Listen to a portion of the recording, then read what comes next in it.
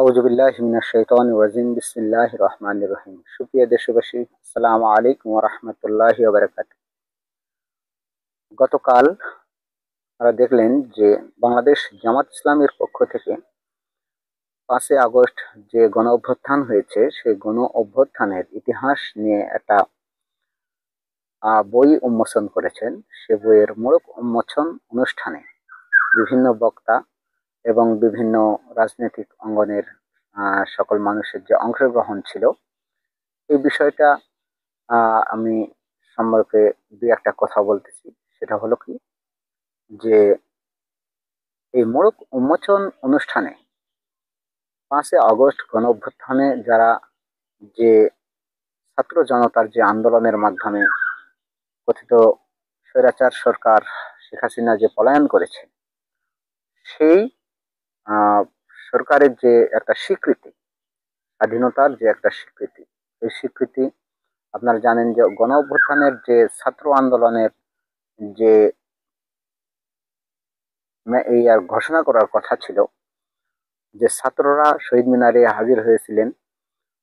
তো সরকারের বা বিভিন্ন রাজনৈতিক মহল থেকে তার কিন্তু এই উম, এই ঘোষণার কেন্দ্র করে জুলাই অভ্যুত্থানের যে ঘোষণাপত্র, এই ঘোষণাপত্র থেকে কিন্তু ছাত্ররা পরবর্তীতে রিটার্ন হয়ে চলে আসে এবং সরকার কিন্তু একটা পর্যায়ে যে আমরা এটা বড় আকারে আমরা সেটা সকল দলের সাথে আলোচনা করে এই ঘোষণাপত্র, অভ্যুত্থানের ঘোষণাপত্র জারি করব। যখন এই বলে ছাত্র বা জনতাকে যখন আশ্বস্ত করা হয়েছে, তখন তারা সেই আন্দোলন থেকে বিরত গেছে।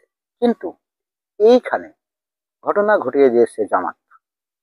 এই জামাত যে আসলেও সুদক্ষ এবং তারা যে পলিটিশিয়ান এবং তাদের যে মেধা, তারই একটা প্রতিফলন ঘটালো এই মড়ক উন্মোচন অনুষ্ঠানে। যখন আহ, কিছু রাজনৈতিক দল যখন ছাত্রদের এই রাজনৈতিক কর্মকাণ্ডকে স্বীকৃতি দিতে চাচ্ছে না বা পক্ষে নাই, ঘোষণাপত্রে যে জুলাই আগস্টের যে ঘোষণাপত্র, এই ঘোষণাপত্র যখন সরকারও দিতে গড়িমসি করছে, ঠিক সেই মুহূর্তে জামাত ইসলাম কিন্তু সেই সকল ছাত্রদের, সেই সকল শহীদ এবং আহতদের স্বীকৃতি স্বরূপ তাদের স্থান থেকে তাদের দলের যে একটা শিক্ষিত মানুষের যে একটা সমাহার, এই পক্ষ থেকে সকল দলের আগে, সকল মতের আগে, এমনকি সরকার ঘোষণা করার আগেই তারা কিন্তু এই জুলাই অভ্যুত্থানের একটা ইতিহাস লিখে ফেলল।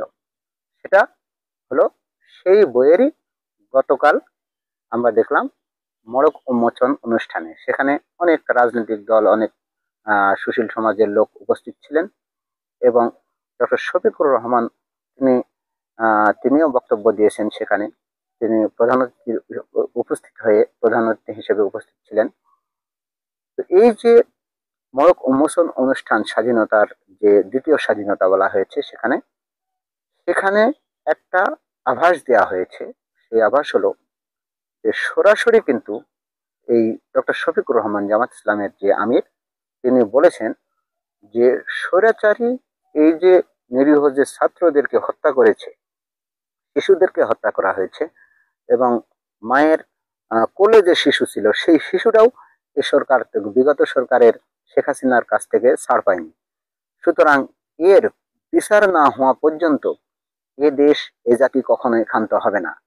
এই জুলাই অভ্যুত্থানের আহ, সঠিক বাংলাদেশের যে ইতিহাস আছে, যেমন 71 সালের ইতিহাস আছে, 52 সালের ইতিহাস আছে, স্বৈরাচার বিরোধী যে ইরশাদ বিরোধী আন্দোলন আছে তার ইতিহাস আছে, ঠিক তদ্রূপ এই জুলাই অভ্যুত্থানের, যেহেতু এখানে 2000-এরও অধিক ছাত্র এবং জনতা এখানে মারা গেছে বা তাকে শহীদ করা হয়েছে এবং হাজার হাজার পঙ্গু পঙ্গুত্ব বরণ করে আজও চিকিৎসা নিচ্ছে বা অনেকেই বিভিন্ন মামলা হামলার শিকার হয়ে, নির্যাতনের গুমের শিকার হয়ে হয়তো ভবিষ্যতে আরো আপনারা জানতে পাবেন।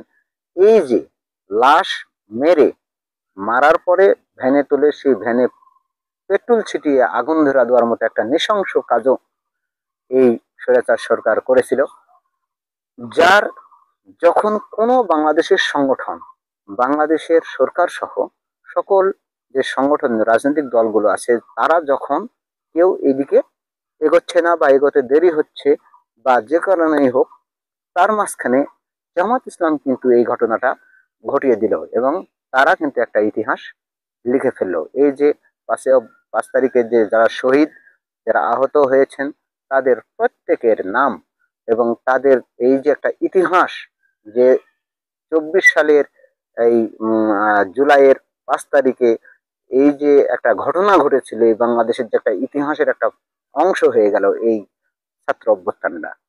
তো আমি ব্যক্তিগতভাবে সরকার এবং অন্যান্য বড় দল যারা আছে, বিশেষ করে বিএনপি, রাজনৈতিক কাতারে এসে ছাত্রদের অবশ্যই, আপনার যে সংগঠনই করেন আপনারা, ছাত্ররা কিন্তু আপনাদের চালিকা শক্তি।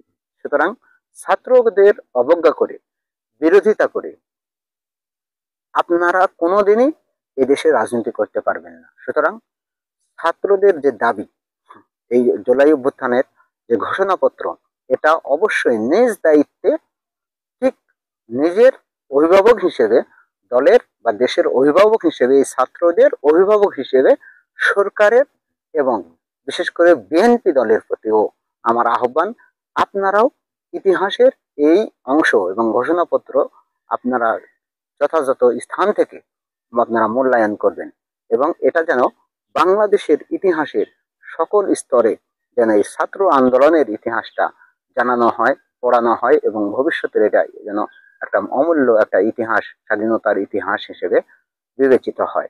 এ বলে জামাত ইসলামের এবং জামাত শিবিরের এই যে একটা সুন্দর ছাত্রদের একটা সুন্দর একটা পরিবেশ, তাদের একটা স্বীকৃতি যে তাদের দল থেকে দেয়া হয়েছে, এই জন্য আমি ডক্টর শফিকুল রহমান সহ জামাত ইসলাম এবং ছাত্র শিবিরের সকল শুভাকাঙ্ক্ষীকে ধন্যবাদ জানাচ্ছি। আসসালামু আলাইকুম রহমতুল্লাহ বারকাত।